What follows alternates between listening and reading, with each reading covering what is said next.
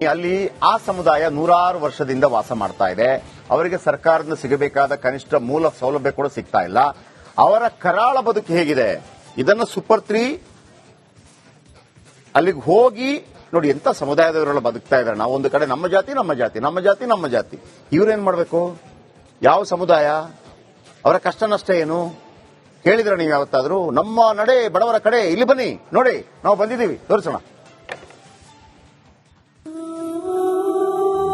ಭಿಕ್ಷೆ ಬೇಡ್ದಾಗೆ ನಿಮ್ಮ ಕಾರಿಂದ ನಾವು ಬೇಡ್ತೀವಿ. ಅದೇನು ಉಪಕರಣ ನಮಗೆ ಮಾಡದಿದ್ರು ಕೂಡ ಎಲೆಕ್ಷನ್ ನಾವು ಈ ಊರಿಂದ ಇದ್ದವರು ಯಾರೂ ನಾವು ಎಲೆಕ್ಷನ್ ಕೂಡ ನಾವು ಕೊಡೋದಿಲ್ಲ.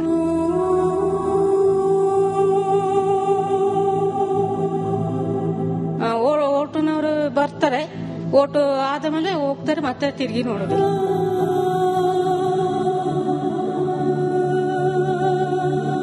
ಮತ್ತೆ ಕೇಂದ್ರ ಸರ್ಕಾರದಿಂದನೇ ರೂಲ್ಸ್ ಇದೆ ಅಲ್ವಾ, ಆದಿವಾಸಿಗಳಿಗೆ ಎಲ್ಲ ಸವಲತ್ತು ಕೊಡಬೇಕು ಅಂತ. ಅಲ್ಲಿಂದ ಬಂದು ಇಷ್ಟು ಪುಟ್ಟ ಜಿಲ್ಲೆಯಲ್ಲಿ ನಾವು ಅಷ್ಟು ಹೋರಾಟ ಇದು ಮಾಡಿದಾಗ ಇಲ್ಲಿ ಬಂದು ಸ್ಟೇ ಮಾಡ್ತಾರೆ. ಒಂದ್ ಕಡೆ ಮರ ಬಿದ್ದು ಧ್ವಂಸಗೊಂಡಿರುವ ಮನೆ, ಮತ್ತೊಂದು ಕಡೆ ಕರೆಂಟ್ ಇಲ್ಲದೆ ಕತ್ತಲಲ್ಲಿ ಜೀವನ ಸಾಗಿಸುತ್ತಿರುವ ಜನ, ರಸ್ತೆ ಇಲ್ಲದೆ ಕಲ್ಲು ಬಂಡೆಗಳ ಮೇಲೆ ನಡೆದು ಸಾಗುತ್ತಿರುವ ಬಡ ಕುಟುಂಬಗಳು. ಇದು ಕೊಡಗು ಜಿಲ್ಲೆಯ ಮಡಿಕೇರಿ ತಾಲೂಕಿನ ಬೆಟ್ಟತೂರು ಗ್ರಾಮದ ಬಂದಕ್ಕಳ ಕಾಲೋನಿಯಲ್ಲಿ. ಹೌದು, ಇದು ಗಿರಿಜನರ ದುರಂತದ ಕತೆ. ಮಡಿಕೇರಿ ಮಂಗಳೂರು ರಾಷ್ಟ್ರೀಯ ಹೆದ್ದಾರಿ 275ರಿಂದ 3 ಕಿಲೋಮೀಟರ್ ದೂರದಲ್ಲಿ ಈ ಕುಟುಂಬಗಳು ನೂರಾರು ವರ್ಷಗಳಿಂದ ವಾಸ ಮಾಡ್ತಿವೆ. ಅದಕ್ಕೆ ಇಲ್ಲಿರುವ ಕಾಫಿ, ತೆಂಗು, ಅಡಿಕೆ ಗಿಡಗಳೇ ಸಾಕ್ಷಿಯಾಗಿ ನಿಂತಿವೆ. ಅರಣ್ಯ ಇಲಾಖೆಯಿಂದ ಗಿರಿಜನರ 6 ಕುಟುಂಬಗಳಿಗೆ 3 ರಿಂದ 9 ಎಕರೆ ತನಕ ಜಾಗವನ್ನ ನೀಡಲಾಗಿದೆ. ಎಲ್ಲರಿಗೂ ಹಕ್ಕುಪತ್ರವನ್ನ ನೀಡಲಾಗಿದೆ.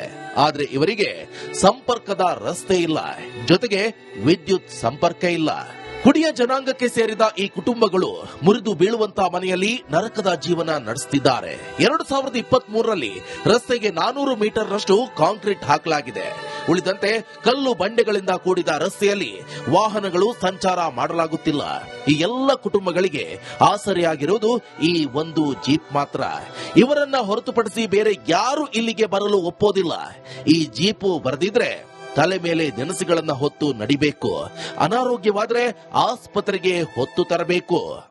ಜೀವನ ಕೂಲಿ ಮಾಡಬೇಕು. ಮತ್ತೆ ಮನೆಗೆ ಮರ ಬಿದ್ದು ಯಾವ ಪರಿಹಾರ ಸಿಕ್ಕಿಲ್ಲ. ಮತ್ತೆ ರೋಡ್ ವ್ಯವಸ್ಥೆ ಇಲ್ಲ, ಕರೆಂಟ್ ಇಲ್ಲ, ಸೋಲಾರ್ ಉಂಟು. ಅದು ಮರ ಬಿದ್ದು ಒಂದು ಬಲ್ಬ್ ಒತ್ತುತ್ತದೆ, ಒಂದು ಅರ್ಧ ಗಂಟೆ ಊಟ ಮಾಡೋ ತನಕ ಇರುತ್ತದೆ, ಮತ್ತೆ ಇಲ್ಲ. ನೋಡಿದ್ದಾರೆ, ರೆವಿನ್ಯೂವರು ಬಂದಿದ್ದಾರೆ, ಪಂಚಾಯತಿಯವರು ಬಂದಿದ್ದಾರೆ, ಎಲ್ಲರೂ ಬಂದಿದ್ದಾರೆ, ಯಾವ್ದು ಇಲ್ಲ. ಕಷ್ಟ ಆಗ್ತದೆ, ಮತ್ತೆ ಎಂತ ಮಾಡೋದು? ಓಟುನವರು ಬರ್ತಾರೆ, ಓಟು ಆದ ಮೇಲೆ ಹೋಗ್ತಾರೆ, ಮತ್ತೆ ತಿರುಗಿ ನೋಡೋದಿಲ್ಲ. ಅವರು ಅರ್ಧದವರೆಗೆ ಮಾಡಿದ್ದಾರೆ, ಮತ್ತೆ ಮಾಡಿಲ್ಲ. ಓಟು ಕೇಳುವಾಗ ಬರ್ತಾರೆ, ಮತ್ತೆ ಬರೋದಿಲ್ಲ. ನಾನು ಒಂದು 15 ವರ್ಷದಿಂದ ಈ ಕಡೆ ಬರ್ತಾ ಇದ್ದೇನೆ. ಈ ಕಡೆ ಇಲ್ಲಿ ಬರೋ ರಸ್ತೆ ಎಲ್ಲ ಹೀಗೆ ಇರೋದು. ಏನಾದ್ರು ಸೀರಿಯಸ್ ಆದ್ರೆ ಇವರು ಇಲ್ಲಿಂದ ಕಾಲ್ ಮಾಡ್ತಾರೆ. ಅಲ್ಲಿ ಯಾರು ನೆಟ್ವರ್ಕ್ ಇಲ್ಲ, ಎಲ್ಲಾರು ನೆಟ್ವರ್ಕ್ ಇದ್ದ ಜಾಗದಲ್ಲಿ ಬಂದು ಕಾಲ್ ಮಾಡ್ತಾರೆ. ಆಗ ನಾವು ಮಳೆಗಾಲಲ್ಲೆಲ್ಲ ಬರುವ ಬಾರಿ ಕಷ್ಟ ಆಗ್ತದೆ. ಜೀಪ್ ಹತ್ತುದಿಲ್ಲ, ಏನಿಲ್ಲ. ಮತ್ತೆ ಇಲ್ಲಿ ಬಂದು ಎತ್ತುವಾಗ ಮತ್ತೆ ಸೀರಿಯಸ್ ಇದ್ದವರು ಒಂದು ನಮೂನೆ ಆಗ್ತಾರೆ. ಮತ್ತೆ ಅವರನ್ನು ಕರ್ಕೊಂಡೋಗಿ ಮಡಿಕೇರಿಗೆ ಹಾಕಿ ಎಲ್ಲ ಬರೋದು. ಮತ್ತೆ ಬಾರಿ ಕಷ್ಟ. ಇಲ್ಲಿ ರೋಡ್ ಇದೆ ಮೈನ್. ಮತ್ತೆ ಮನೆ ಅದೆಲ್ಲ ಅವ್ರದೆಲ್ಲ ಬೀಳ್ಲಿಕ್ಕೂ ಆಗಿದೆ, ಎಲ್ಲ ಕಷ್ಟದಲ್ಲೇ ಇರುವುದು ಅವರು. ಬೇರೆ ಜಿಪಿ ಅವರು ಈಗ ನಾವು ಯಾರನ್ನು ಕಳಿಸಿದ್ರೆ ಅವರು ಬರಲಿಕ್ಕೆ ಒಪ್ಪುದಿಲ್ಲ. ನಾವು ಒಬ್ಬರೇ ಬರೋದು ಜಾಸ್ತಿ. ಅವರು ನನಗೆ ಕಾಲ್ ಮಾಡೋದು. ಬೇರೆ ನಾನು ಎಲ್ಲಾರು ಎಮರ್ಜೆನ್ಸಿ ಬೇರೆ ಹೋಗಿದ್ದರೆ ಅವ್ರು ಬೇರೆಯವರನ್ನು ಕಳಿಸುವಾಗ ಅವ್ರು ಬರೋಲಿಕ್ಕೆ ಒಪ್ಪುದಿಲ್ಲ. ರೋಡ್ ನೋಡಿ ಕಷ್ಟ ಉಂಟು ನಲ್ಲಿದಲ್ಲಿ. ಇನ್ನು ಮಡಿಕೇರಿ ತಾಲೂಕಿನ ಮದೆನಾಡು ಗ್ರಾಮ ಪಂಚಾಯಿತಿ ವ್ಯಾಪ್ತಿಗೆ ಬರುವ ಈ ಗ್ರಾಮದಲ್ಲಿ ಯಾರಾದರೂ ಅನಾರೋಗ್ಯಕ್ಕೀಡಾದ್ರೆ ದೇವರೇ ಕಾಪಾಡಬೇಕು. ಮಕ್ಕಳು ವಿದ್ಯಾಭ್ಯಾಸಕ್ಕಾಗಿ ಹಾಸ್ಟೆಲ್ಗೆ ಸೇರಿಕೊಂಡಿದ್ದಾರೆ. ಸಾಕಷ್ಟು ಮಕ್ಕಳು ವಿದ್ಯಾಭ್ಯಾಸ ಮುಗಿಸಿ ಬೇರೆಡೆ ಕೆಲಸಕ್ಕೆ ಸೇರಿಕೊಂಡಿದ್ದು, ತಂದೆ ತಾಯಿ ಮಾತ್ರ ಇಲ್ಲಿ ವಾಸ ಮಾಡ್ತಿದ್ದಾರೆ. ಇನ್ನು ಇಲ್ಲಿ ಮಳೆಗಾಲದಲ್ಲಿ ಮನೆಗಳ ಮೇಲೆ ಮರಗಳು ಬಿದ್ದು 2 ಮನೆಗಳು ಸಂಪೂರ್ಣ ಜಖಮಾಗಿವೆ. ಗ್ರಾಮ ಪಂಚಾಯಿತಿ ಅಧಿಕಾರಿಗಳು ಬಂದು ಫೋಟೋ ತೆಗೆದುಕೊಂಡು ಹೋಗಿದ್ದಾರೆ. ಆದ್ರೆ 2 ವರ್ಷವಾದ್ರೂ ಪರಿಹಾರ ಮಾತ್ರ ಸಿಕ್ಕಿಲ್ಲ. ಸರ್ಕಾರ ಗಿರಿಜನರಿಗಾಗಿ ಸಾಕಷ್ಟು ಹಣ ನೀಡ್ತಾ ಇದೆ, ಆದ್ರೆ ಆ ಅನುದಾನ ಎಲ್ಲಿಗೆ ಹೋಗ್ತಾ ಇದೆ ಅನ್ನೋದು ಯಾರಿಗೂ ಗೊತ್ತಿಲ್ಲ.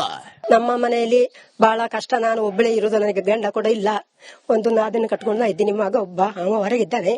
ಮನೆಗೆ ಮರ ಒಂದು ಬಿದ್ದು ತುಂಬಾ ಕಷ್ಟದಲ್ಲಿ ಇದ್ದೀನಿ. ಬಿಟ್ಟು ಹೋಗ್ಲಿಕ್ಕೆ ಆಗೋದ್ರೆ ನಮಗೆ ಬೇರೆ ಕಡೆಗೆ. ದೇವರ ಭಂಡಾರ ಉಂಟು, ನಮಗೆ ಇಲ್ಲೇ ಜೀವಮಾನ ಮಾಡಬೇಕು. ಶತಮಾನ ಕಾಲದಿಂದ ನಾವು ಇಲ್ಲಿ ಫಾರೆಸ್ಟ್ ಅಲ್ಲಿ ಕೂತವರು. ಅದಕ್ಕಾಗಿ ನಮಗೆ ಏನಂದ್ರೆ ಮುಖ್ಯವಾಗಿ ನಮಗೆ ಇಲ್ಲಿ ಒಂದು 5-6 ಜನ ಇದ್ದಾರೆ. ಈಗ ತುಂಬಾ ಕಷ್ಟದಲ್ಲಿ ನೀವು ನೋಡಿರಬಹುದು. ನಮಗೆ ನಿಜವಾಗಿ ಒಂದು ಮನೆಗೆ ಒಂದು ಗಟ್ಟಿಮುಟ್ಟಿಯಾಗಿ ಸರ್ಕಾರದಿಂದ ಏನ್ ಸಿಗ್ತದೆ ಅದೊಂದು ಸೌಲಭ್ಯ ನಮಗೆ ಮಾಡಿ ಕೊಡಲೇಬೇಕು. ನಮಗೆ ಭಿಕ್ಷೆ ಬೇಡ್ದಾಗೆ ನಿಮ್ಮ ಕಾಲಿಂದ ನಾವು ಬೇಡ್ತೀವಿ. ಅದೇನು ಉಪಕರಣ ನಮಗೆ ಮಾಡದಿದ್ರು ಕೂಡ ಎಲೆಕ್ಷನ್ ನಾವು ಈ ಊರಿಂದ ಇದ್ದವರು ಯಾರೂ ನಾವು ಎಲೆಕ್ಷನ್ ಕೂಡ ನಾವು ಕೊಡೋದಿಲ್ಲ. ಎಲೆಕ್ಷನ್ ಬರುವಾಗ ಅದು ಮಾಡ್ತೀನಿ ಇದು ಮಾಡ್ತೀನಿ ಅಂತ ಅವ್ರು ಹೇಳ್ತಾರೆ.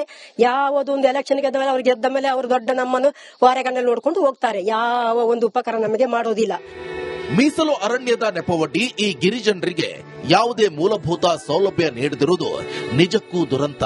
ಸೂಪರ್ 3 ವರದಿಯಿಂದ ಆದರೂ ಅಧಿಕಾರಿಗಳು ಜನಪ್ರತಿನಿಧಿಗಳು ಎಚ್ಚೆತ್ತುಕೊಳ್ತಾರ ಅಂತ ಕಾದು ನೋಡಬೇಕಿದೆ. ಅನುಕಾರ್ಯಪ್ಪ, ಬೆಳ್ಳೂರು, ರಿಪಬ್ಲಿಕ್ ಕನ್ನಡ, ಕೊಡಗು.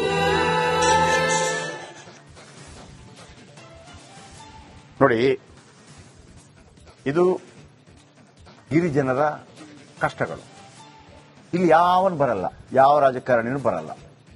ಓಟ್ಗೆ ಬೇಕಿದ್ರೆ ಬಂದಿರ್ತಾರೆ, ಒಂದು ಸ್ಟೈಲಾಗಿ ಬಂದಿರ್ತಾರೆ. ಇವ್ರಿಗೊಂದು ವ್ಯವಸ್ಥೆ ಯಾಕಾಗಲ್ಲ, ಇವ್ರಿಗೊಂದು ರೋಡ್ ಯಾಕಾಗಲ್ಲ?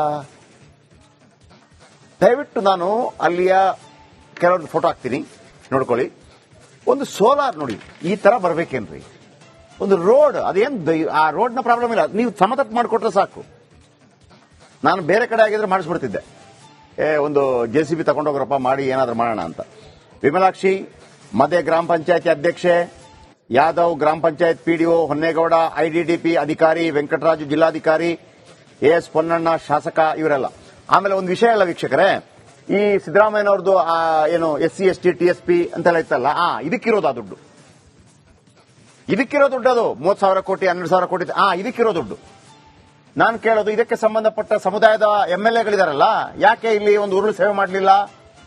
ಆ ದುಡ್ಡನ್ನು ಇಲ್ಲಿಗೆ ಹಾಕಿ ಅಂತ ಮಾಡಿಲ್ಲಲ್ಲ. ನಿಮ್ಗೆ ಅವ್ರು ಬೇಡ, ನೀವನ್ನೇನ್ ಮಾಡ್ತೀರಿ? ಯಾರೋ ದೊಡ್ಡ ನಾಯಕ ಇದ್ರೆ ಚಪ್ರಾಸಿ ಕೆಲಸ ಅವ್ರ ಮುಂದೆ ಮಾಡಬೇಡಿ. ಅದನ್ನ ನಿಮ್ಮ ಸಮುದಾಯಕ್ಕಾಗಿ ಕೆಲಸ ಮಾಡಿ. ಇಲ್ಲೊಂದು ರೋಡ್ ಮಾಡ್ಸಕ್ಕಾಗಲ್ವ ನಿಮ್ಮಿಂದ? ಈ ಸ್ಟೋರಿಯನ್ನ ನಾಳೆನೂ ತಗೊಳ್ಳೋಣ, ನೋಡೋಣ ಏನಾಗುತ್ತೆ ಅಂತೇಳಿ. Thank you very much. ನಾಳೆ ಮತ್ತೆ ಸಿಗೋಣ. ನಮಸ್ಕಾರ.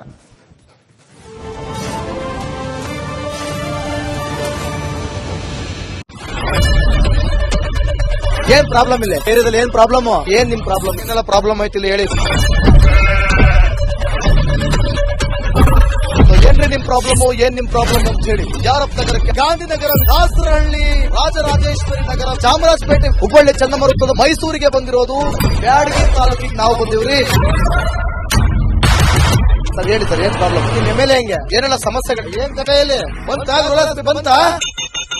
ಯಾಯಪ್ಪ ಯಾವತ್ತೂ ಬಂದಿಲ್ಲ. 2 months ಇಂದ ನೀರಿಲ್ಲ. ಟ್ಯಾಂಕರ್ ಬರ್ಬೇಕಲ್ಲ, ರೋಡ್ ಸರಿ ಇಲ್ಲ.